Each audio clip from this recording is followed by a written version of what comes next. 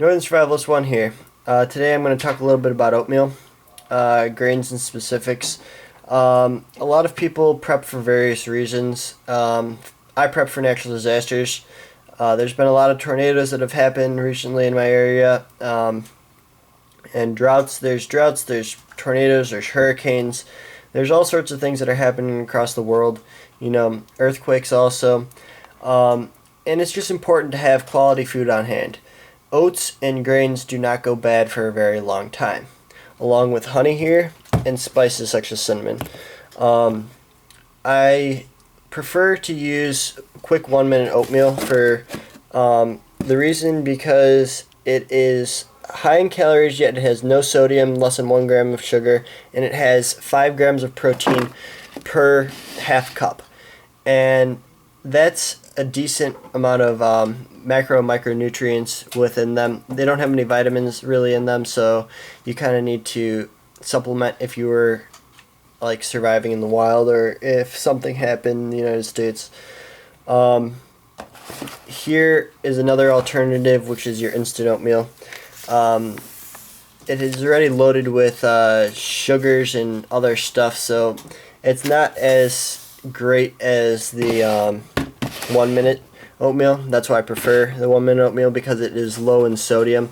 This Quaker Oats here is 200 milligrams of sodium, which is absolutely ridiculous. You could taste the salt in it, I used to love this stuff and before they raised the sodium content in it, and it has a lower amount of protein within it, so it's not as good for you and it won't fill you up as much compared to all natural oats. Whole grain oats, it's also good for your heart.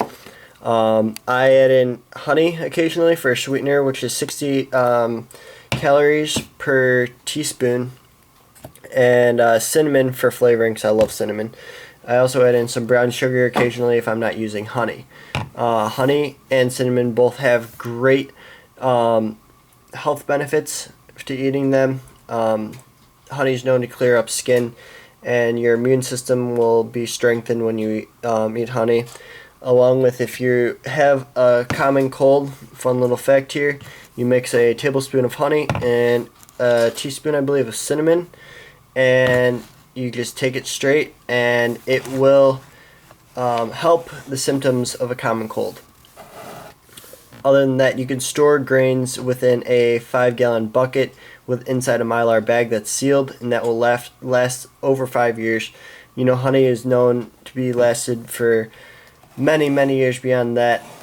They have had it on ships, and I'm sure if you wanted to, you could probably still eat it today. It's a great product. Other than that, really, I cycle out my grains and other stuff. Rice is also good. You can keep that in Mylar bags inside 5-gallon buckets also, and just stack it up. It's super cheap. This stuff is like $2 no, it's less than $2 for this whole entire thing, which is 2 pounds of oats. And you can get it in bulk from Restaurant Depot and other sources, even cheaper than that. And you can get it in like 100-pound bags and whatnot. So yeah, I cycle it out, and that just keeps it fresh. Because I eat so much of it, it doesn't really matter. But it is very important that you stock products that you'll actually consume. Meaning, like, don't buy stuff that you're not going to eat. Anyways, that's all for today. I hope you enjoyed this video. Northern Survivalist 1, I'm out.